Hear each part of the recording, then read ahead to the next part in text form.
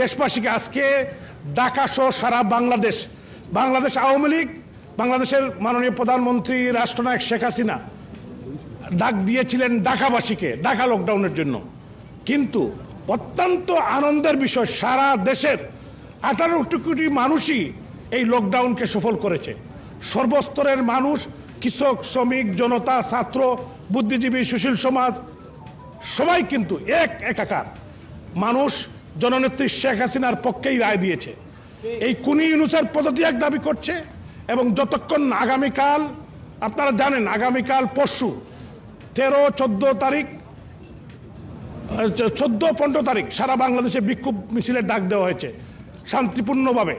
16, 17 তারিখ shutdown, Bangladesh shutdown মানে shutdown, Awami লীগের সেই শাটডাউন সারা বাংলাদেশে মানুষকে পালন করার জন্য সবাইকে স্বতঃস্ফূর্তভাবে আমরা আহ্বান জানাচ্ছি।